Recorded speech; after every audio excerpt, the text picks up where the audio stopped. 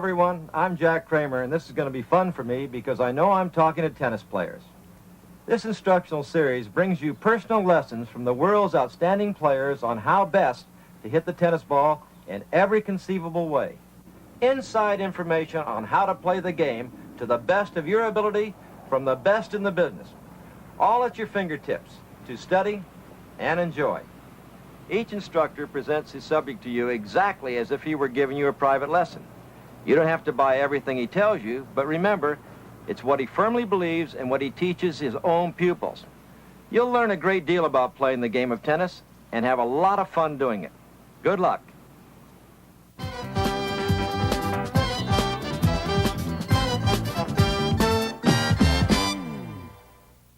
know, there's a lot of important things you got to have to be a good tennis player. But one of the most important, in my opinion, is to have a good grip. And the reason I say that is through the years, I've seen all the good players who have good sound strokes come up with a good grip as well. Number one, we go to the Western grip. And the Western grip was named because back in the old days in tennis, the balls used to bounce very, very high, particularly on the concrete courts out in California. So people developed this kind of a grip to handle high balls. And the hand was directly under the handle of the racket. And it is good for high balls. But if you move to a situation where you have to hit low balls as well, really this grip doesn't work. You also have a problem with the backhand. Moving around to what we think is the more conventional way to hold the racket. A lot of good players do it, not necessarily all of them. But we call it the shake hands grip, or hitting the ball with the palm of your hand. This is the Eastern grip. You simply slide your hand down to where it's comfortable on the handle, and the key thing to remember is the top of the handle has two bevels. The bevel on the right side forms the V between the index and the thumb finger. This is a very fine grip, and it's very, very good for low balls or high balls. You can do anything with that particular grip. Moving over on top a little further, we come to the Continental grip. The Continental grip was developed by the English because their game was predominantly played on grass, and they found that hitting low balls, because on grass they're skiddy and low, that a little bit of a flick of the wrist using this kind of a grip was very, very successful for them.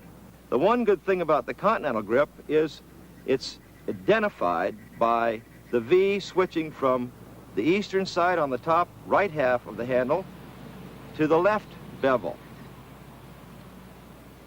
The V is formed by the thumb and the forefinger over here. I was saying one great thing about the Continental grip is that it is practically the same grip that you'd use for a backhand.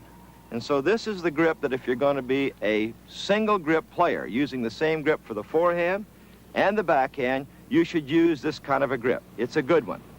And so far we've been talking about the various grips for the forehand, but there is a change necessary for you to produce a good backhand, unless, however, you are that Continental grip player where the forehand and the backhand can practically be the same grip. The reason it's necessary from the Eastern forehand or the Western forehand to make a grip change is to get some help, mainly from your thumb. I'm going to demonstrate something that'll show you what I mean. If you're in an Eastern forehand grip, which is like this, and you tried to hit the backhand, you would see that there's very, very little help, no thrust at all, because the wrist is broken, it's limp. And I'd like to suggest something that if you turn this over, you turn it into a judo cut.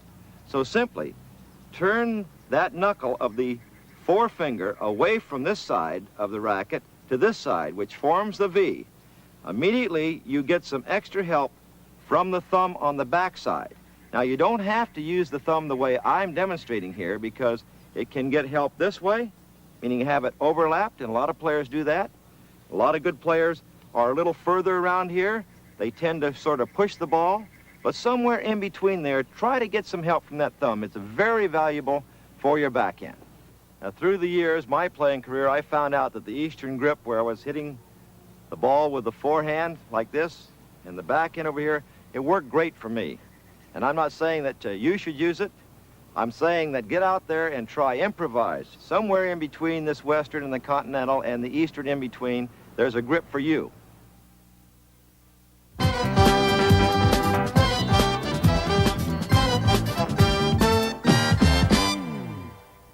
To hit any good shot in tennis with control and power, you've got to have fundamentals and basics.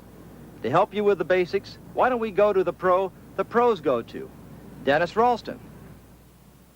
I've had the good fortune to work with novice players and also some of the top pros. And interestingly enough, the problems that the top pros have are similar to the problems the beginners have. That's generally that they're not doing the basics correctly. Let's begin with the ready position, because that's where everything starts from. The ready position that most club players have are some ready positions that you would never believe. I've seen a lot of club players with the racket way up in front of their head and eyes, and they really can't see the ball, but they think it looks good. Or they'll be down here with the racket and their nose to the bottom of the court. From that position, they're also in problems because their weight's forward, their balance is going to be in trouble. So what I stress when I teach my students is to have a nice, relaxed, ready position, where the racket level at the waist, the left hand or the free hand grabbing the racket slightly and comfortably, and having a nice, relaxed stance. Notice that my elbows are relaxed, my shoulders are relaxed. My weight is on the balls of my feet. I'm ready to go. I'm not standing on my tiptoes, but I'm nice and relaxed in an easy movement position. From that position, I can go either to the backhand side comfortably or to the forehand side comfortably. From there, we go into the early preparation. It's really important that you get the racket back quickly and early and smoothly to ensure a chance at hitting the ball correctly. Many players wait until the ball bounces before they start to take the racket back.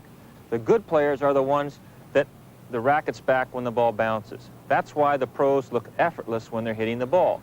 They're in position when the ball bounces. They're not getting into position when the ball bounces. Now, that leads us into the next point, which is to have good balance when you hit the ball. Many players are under the theory that they've got to lean into the ball before they hit it. They've got to have their weight moving forward before they hit it, either on the forehand or on the backhand, that your weight should be forward. That really throws your balance off, because if you're leaning forward before you hit the ball, it's all going to be with the arm. So the proper balance is that the racket and hand are back, your weight is on your back foot. As you go to hit the ball, the racket and the hand leads you into the shot. Your weight moves as you hit the ball, not before. Another key thing in forehand and backhand and all fundamental parts of the game is that the head basically should stay very still. You should really track the ball with your eyes, keeping your head movement down to a minimum. Use your side vision, peripheral vision. The reason for this is that if you move your head and take your head down to see the ball here, you're really taking your eye off the ball. So then when you hit the ball again, you're going to try and pick it up again. If you keep your head still and move your eyes, you're going to be able to see the whole court, be able to get an idea of the whole picture of what's happening. Now, that moves us into probably one of the most important things that most players don't do, and that is they don't let the racket do the work for them. Rackets are designed to help you, and many players, when they find that they let the racket do the work, it's a much easier game. There's a nice movement in that when you hit the ball, the wrist moves the racket head through the shot. Many players never move the racket head through the ball. Their hand leads everything through. They finish high and there's nothing behind the ball. On the forehand again, the wrist and the hand lead the racket head through. Putting it all together, you need to have a good ready position. You need to get the racket back before the ball bounces. You want to keep that head still, and you need good balance, and you need to let the racket head do the work.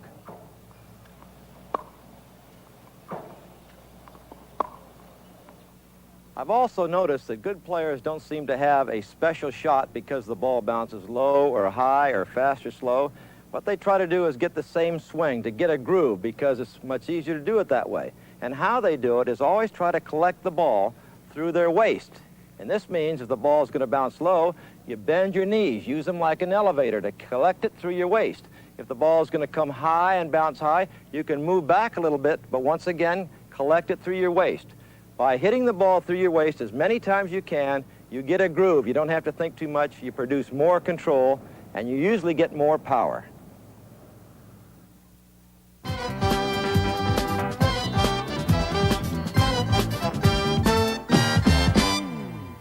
Because you seem to hit more forehands than the other ground stroke in tennis, and if you play offensive tennis, you've got to have a good one. Let's go to Dick Stockton, who not only hits a good forehand, but can talk about it. First thing we want to consider is how do we hold the racket? What is the grip?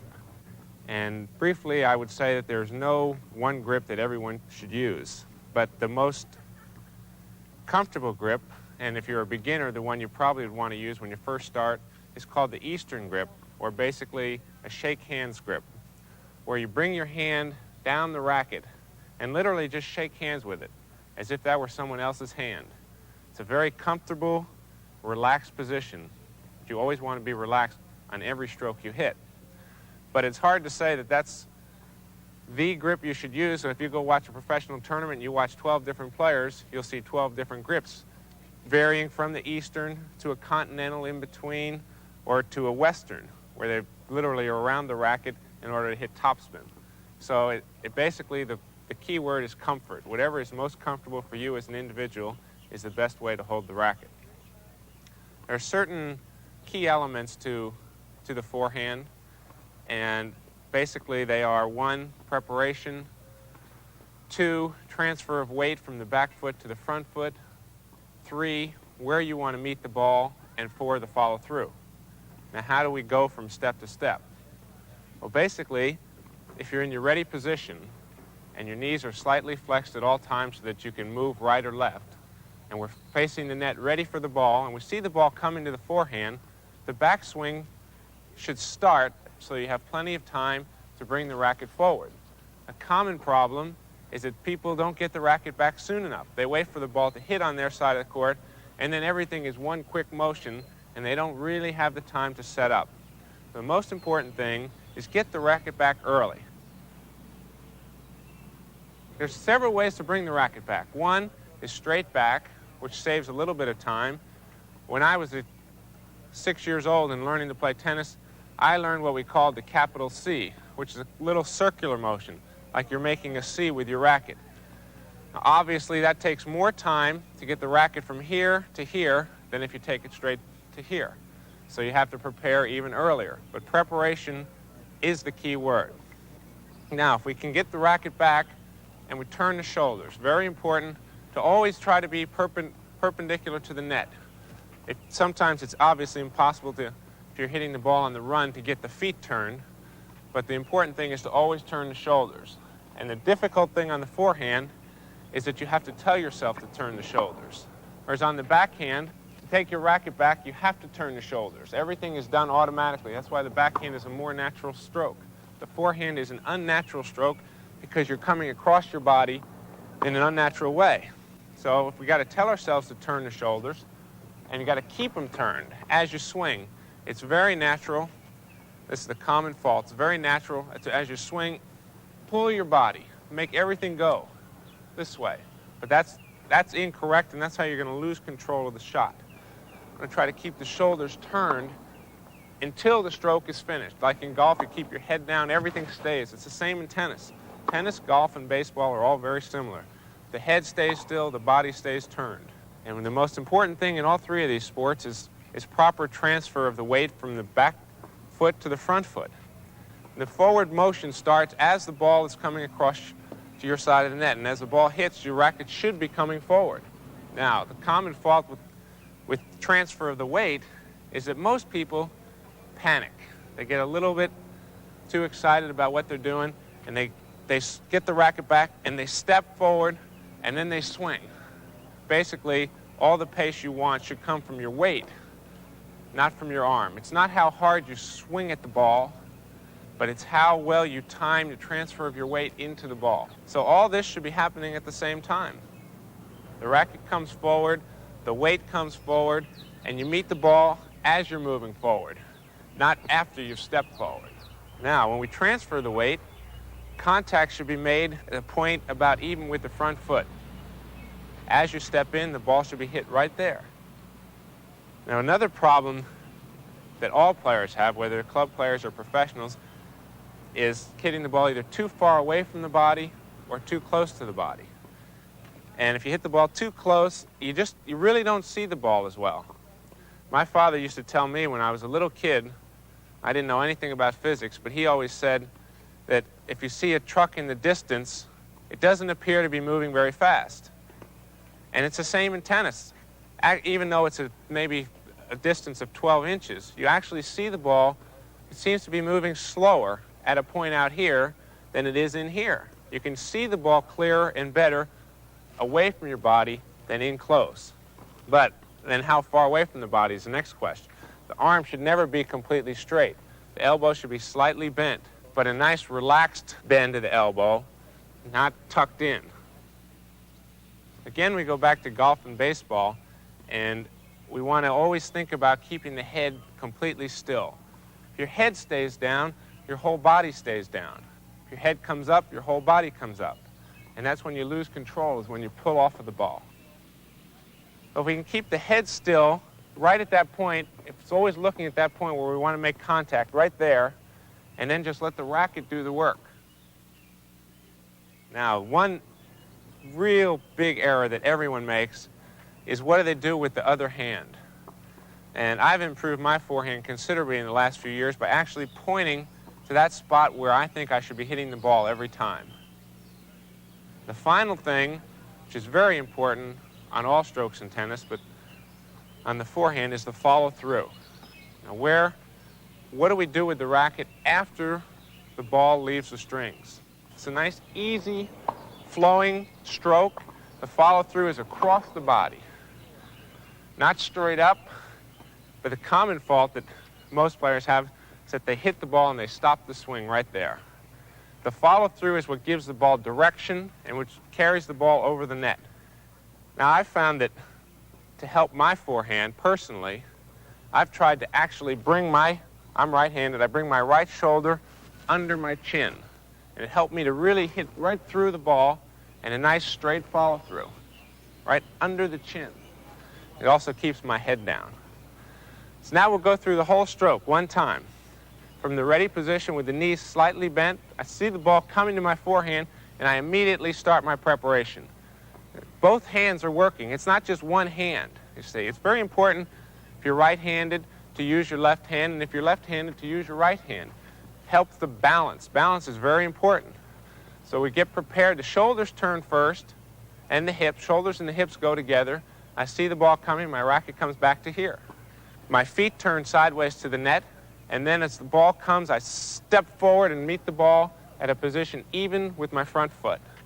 And a nice, easy, flowing motion right through the ball, across the body, follow through high, and back to the ready position. If you can think about preparation, weight transfer, keeping the head down, making contact in front of the body, nice, easy stroke, and a good follow-through, I think you'll find your forehand will improve tremendously.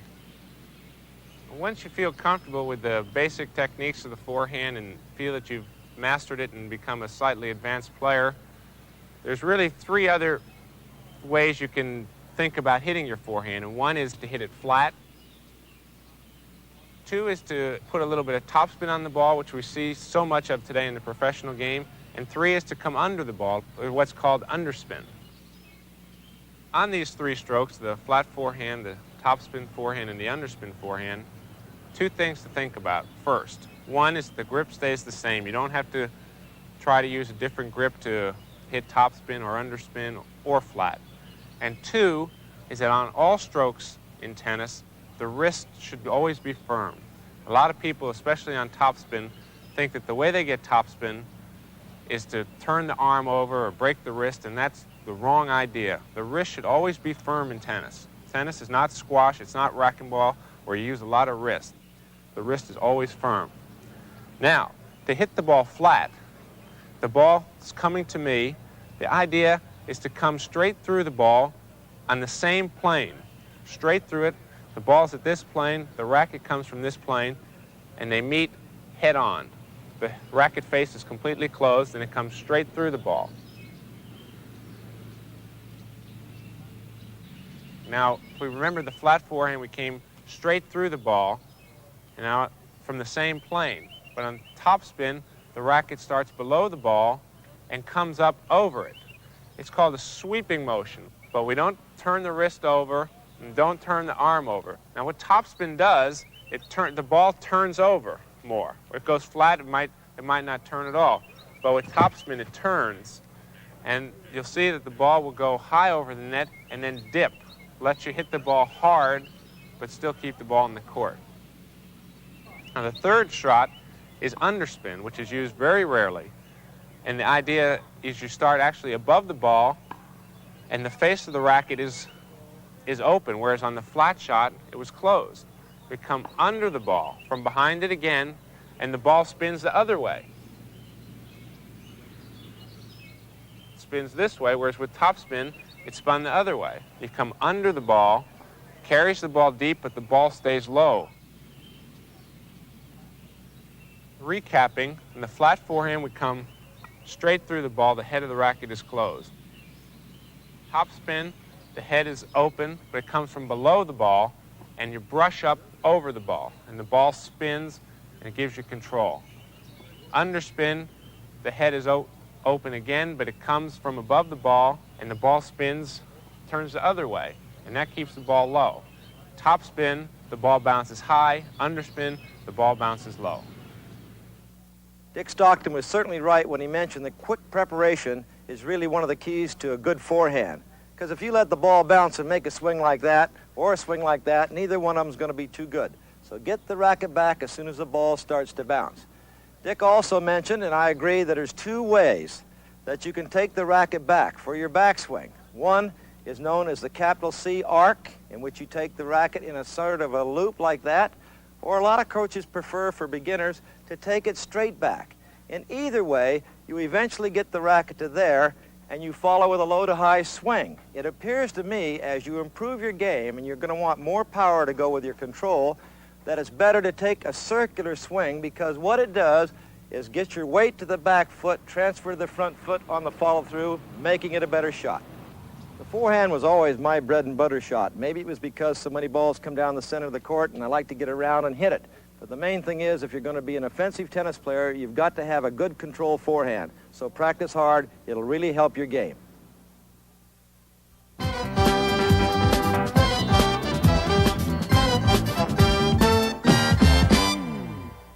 The backhand's actually an easier stroke to hit than the forehand. And the reason is that when you're hitting the backhand, why the turn here takes your swing away from the body. On the forehand, you sort of have a tendency to be cramped a little bit at coming across the body. Our instructor on the backhand, one of the best, Arthur Ashe. Pick up a magazine at the newsstands these days, or any tennis instructional book, and you'll find pages and pages of the basics. And even us pros sometimes have to go back to the basics when things aren't going too well. What you're about to see now doesn't replace a lesson you might take from your own playing pro, but sooner or later, we'll all have to go back to the basics. So let's get into it right now. Starting with that grip of the forehand, when the hand and your wrist was literally behind the racket like this, in order to get the backhand grip, we have to move the hand now more on top of the racket, from the side to the top. And we start by putting the bottom part, fleshy part of the palm, literally on top of the racket at the base of the handle right here. Spread your fingers over as much of the handle as possible and have the V formed by your thumb and this first finger straddling the top left edge of the handle. And on the other side, the thumb, the base of the thumb, the tips of these four fingers. And the thumb rests between the middle finger and the forefinger. Until you are a competent player, you should continuously check your grip until it becomes second nature to you. Flipping it around in your hand until you can just get the backhand grip automatically. There are three parts to the backhand: the backswing, the follow-through, and the finish. The key to a successful backhand stroke is early preparation. And the first thing you want to do instantaneously when you see the ball coming to your backhand side is to bring the racket back with your left hand while pivoting on your left foot. Watch my heel and my left shoulder.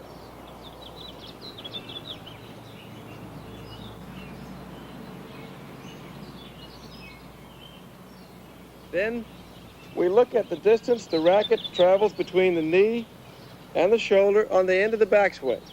No higher than the shoulder, no lower than the knee. Now there are two ways to get the racket back in this position. You can loop it like this, or you can bring it straight back like this. Either way, you want to use the left hand to guide you. The second part of the backhand is the follow-through. This is where most of you get in trouble. You first want to think about transferring your weight from the end of the backswing through the follow-through. The weight has to leave the left foot or the back foot and transfer the weight to the front foot. That's done during the follow-through. You have to meet the ball out in front of your right foot. Right there, because this is where the racket is parallel to the net. The racket head is pointing to the other side of the net when it's opposite the right foot. The third part of the follow-through is that you must keep the racket face completely open during the entire stroke. From the end of the backswing, just watch my racket now. Watch. The racket face is open, it's open, it's open, it's open, it's open. And when you finish the follow-through, it leads to the finish. Now, I separate the finish and the follow-through for one big reason. I want you to think of swinging through the ball, not at the ball. Swing through the ball. And when you do finish, the back of your hand is pointing toward the sky. What I've just described to you is the basic underspin backhand. It's my bread and butter shot, as it is for most of the other players. And with this shot, you can float the ball deep back to your opponent's court with a minimum of effort. It's the easiest backhand to execute, and it's the most versatile. You can hit the ball anywhere in the court. Now, the flat backhand. Since flat means no spin, and it's virtually impossible to hit a ball like that, when you hear of flat strokes, what is meant are really strokes with very little spin. If you're going to hit a properly executed, perfectly flat shot, the ball must hit the strings of your racket at exactly 90 degrees, and it must continue on in that plane until the ball leaves the strings. Remember, shots hit with very little spin are hard to control. The critical element in trying to hit a topspin backhand is timing.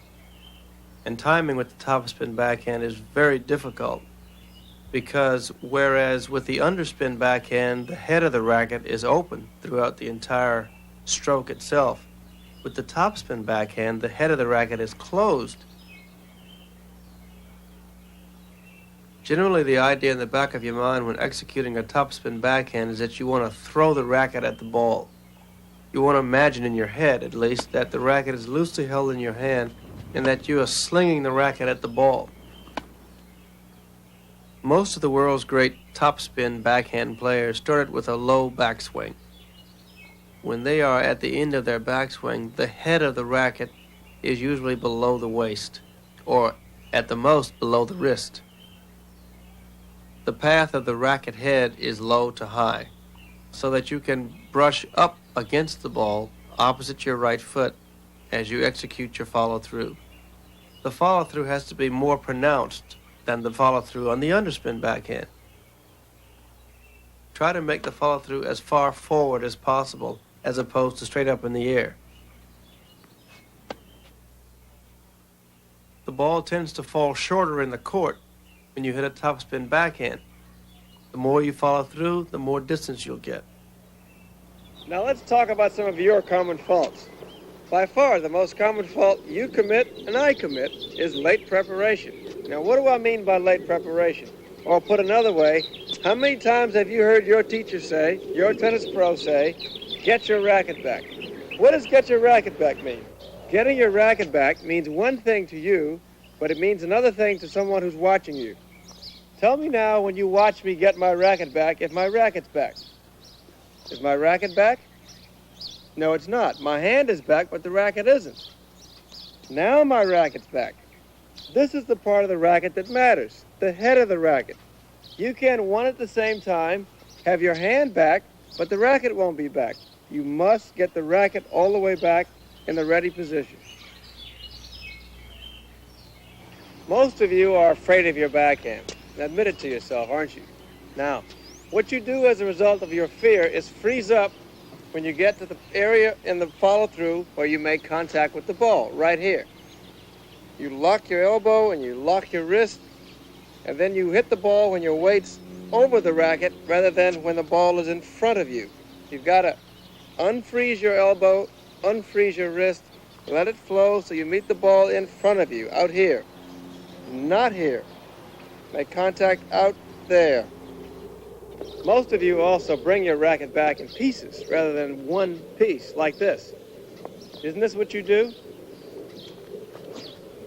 That's what most of you do. Watch again. You bring it back to here, stop, then at the last minute, whip it through like that.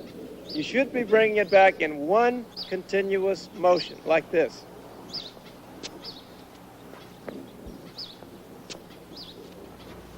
Another fault results from holding the racket too high in the ready position. The proper ready position is like this, with the racket parallel to the ground. Some of you sometimes cock the racket up a bit too high, so on your backswing, you bring it back too high, and the only way you can go from here is down. So you chop the ball. You correct that by making sure at the ready position, the racket is parallel to the ground. So when you bring it around with your left hand, the racket stays between the shoulder and the knee. Higher than the shoulder, you're going to chop the backhand. Because the backhand grip is a weaker grip, most of you, especially women, try to compensate by putting your thumb up the handle, like this. Now this grip feels stronger, no doubt about it. But the big drawback is when you use this grip to hit a backhand, you wind up with your elbow up in the air, and you wind up stabbing or pushing the ball like this. And you don't follow through.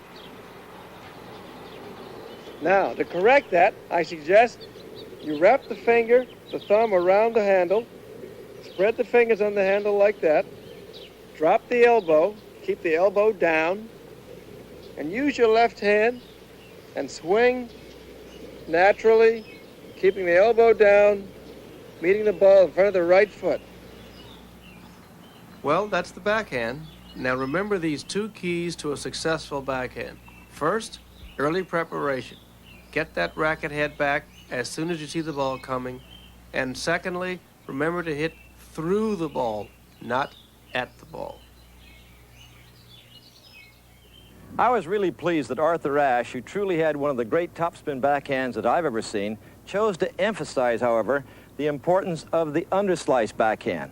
And of course, the reason he said that is that unless you've got a lot of time, a lot of good footwork, and a good follow-through, you're not going to produce too many good shots off the topspin. But taking that nice short backswing and coming under the ball, imparting underspin, you're going to keep the ball in play more, keep yourself in the match. That's important.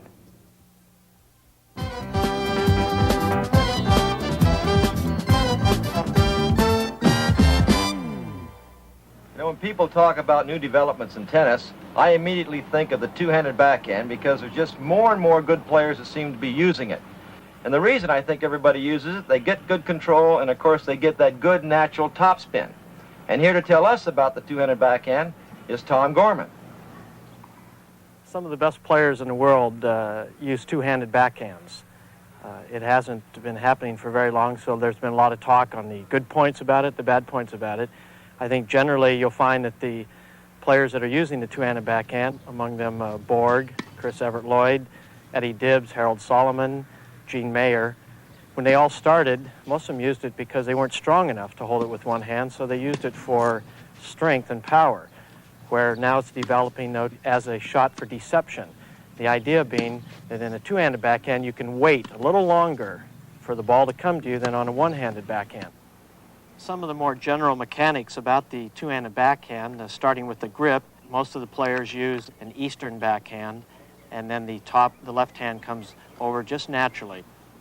This enables a natural swing to be from very low up to very high. The footwork that's involved here is very important, and it also means that you have to have much quicker preparation because you don't have the reach. The top players that are playing in the game now take very small steps. And so when you're growing up or when you're starting to use it, you have to remember you have to be moving awfully well and get that preparation of the racket back very quickly. On the follow-through with a two-handed backhand, having your left arm and left hand on the racket means that your shoulder level will remain constant through the entire shot. The follow-through is not as long as it is on a one-handed backhand, which means that you're more readily prepared for the next shot. You can wait for the ball to come to a little longer than normally if you're just hitting one-handed backhand. This enables you to wait, and it makes your opponent commit himself, which means that you can hold the ball on the racket a little longer. Another advantage that you'll have as you hit the two-handed backhand is on the passing shot, because you not only get the natural topspin by virtue of dropping the racket head down lower than you do on a one-handed backhand, but you also get a lot of side spin because of the action of your left hand on the racket. And it also means that as a two-handed backhand player, you're going to be playing more to the side of the court than to the length of the court, which means you're going to try to take your opponent out wide, out farther even than the doubles alley, to get him out of the court, and then on the next shot, open up the entire court for the put-away shot. So now the most obvious question is, should I switch to a two-handed backhand? My first response, immediate response is, if you aren't going to actually go to a total two-handed backhand, use the left hand not only as a guide, but as a balance. I think that as you take the racket back, you can use your left hand on the throat and the frame, and as you hit the moment of impact, then let your hand go.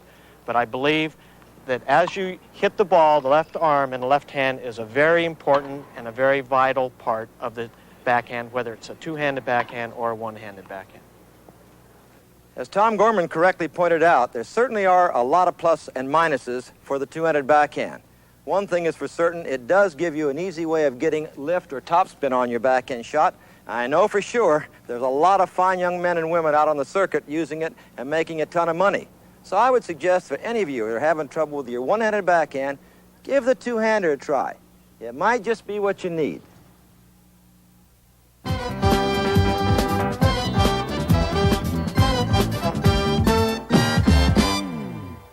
The smash is a shot that doesn't come into play too often, but when it does, it's usually very important. You've had a good approach shot or maybe a deep volley, and up comes a big, tall lob. You've got to have a smash to take care of this. And who's better to tell you about it but a fellow that has one of the great ones, Stan Smith. We're going to talk about the overhead now, or what's commonly known between the players as the smash. I think the word smash describes the feeling that you want to have as you hit it, and the feeling that many of the spectators have when they see it hit. This stroke is really like the serve, but the motion is more compact, and will be a shortened swing motion. It's really an aggressive shot. This shot should be the shot you hit to end a point. Your opponent shouldn't be getting it back. Now I'd like to talk about a few of the technical points about the smash. First of all, the grip. You want to use a grip which is just like your service grip, which is a continental grip. Now, most of you hit a forehand with this grip with a V between your thumb and your forefinger right on top of the grip. Well, for the continental grip, you want to move that V one turn to the left so that your hand is more on top of the racket, and you have a little bit more of your hand behind the racket as you're coming through to hit the serve. Okay, now the next thing about the smash is you want to get sideways as soon as you see the ball go up in the air. Now, the reason you want to do that is so that you can shuffle back in a much more comfortable position and get back quicker this way. In getting back quick, you realize that if you can get back, you can always go forward. But if you don't get back quickly, you're going to have trouble reaching for that ball over your head. Early preparation is really one of the first keys of the smash. You want to get the racket back as quickly as possible as soon as you see the ball going up as a lob. The next thing is, as you see the ball go up in the air, you want to get your arm in this cock position. Now, as you do that, you can use your free hand, or your left hand if you're right-handed, to focus on the ball. Some players even point at the ball. Now, as your right arm goes back in this cock position, your left arm will be up here to kind of counterbalance the weight of your right arm being back. The arms kind of work in opposite directions to help you keep the balance. You can also use this left arm to shade the sun from your eyes. Weight transfer is important for both power and accuracy in your smash. As you get your racket back in this cock position, you'll be shuffling back, so you want to get back as quick as possible to be able to step forward as you hit the ball. The ideal thing is to get back in time to be able to step forward like you would on your serve and transfer your weight to your forward foot. Or if you're hitting the ball, jumping for it, then you want to transfer your weight from the back part of your shoulder forward to the front part of the shoulder. The follow-through for the smash, as in the other strokes, is really vital to your accuracy and power. You want to follow through right in the direction you're trying to hit the ball, just like you would on your service motion. This will give you the opportunity to hit the ball where and when you want to. Normally you hit the smash right out of the air without letting it bounce, but sometimes you should let it bounce. First, if the ball is very high, the trajectory of the ball is going to be very steep as it comes down to you. So you should let the ball bounce, let it kick up, you'll have more time to hit the ball, and it won't be moving quite as fast in the air.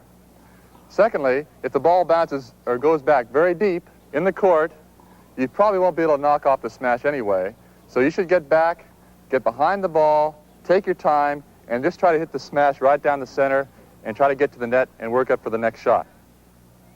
The third thing is, if it's very windy or if there's a lot of sun, then it's sometimes very difficult to focus on the ball if it's moving in the air. So you should let the ball bounce in that case, take your time, and then aim for your target.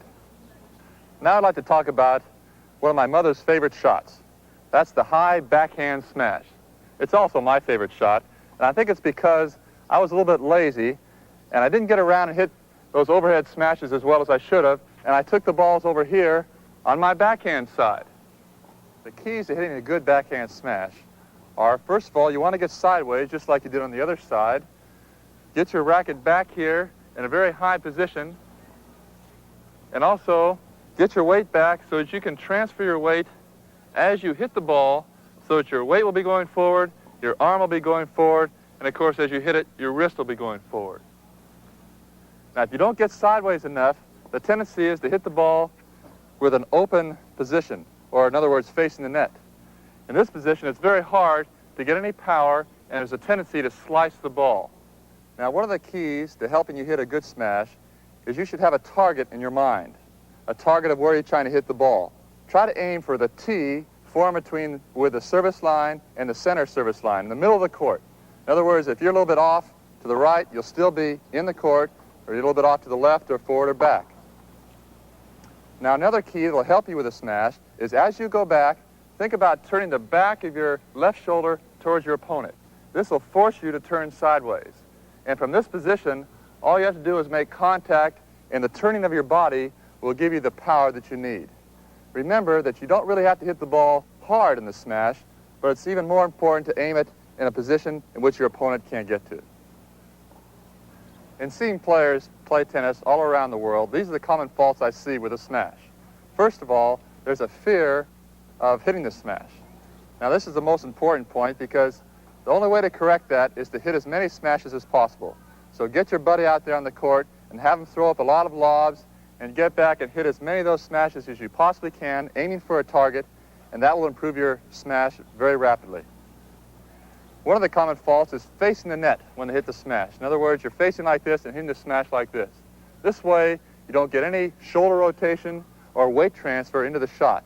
Therefore, you're going to have problems getting any power or any control. So in correcting this fault, make sure you turn sideways and also get your racket back in this position as soon as possible. Another fault is that you can overswing at the ball. A lot of players get so excited when they see that ball up there, they think it's so easy, and they want to kill it so badly that they take a big swing at the ball. And in doing that, they may have what we call in tennis a fresh air. And that's a little bit embarrassing because when you hit a fresh air, in other words, you don't make contact, a lot of times you fall on your seat of your pants, and if you're playing on grass, you get grass stains.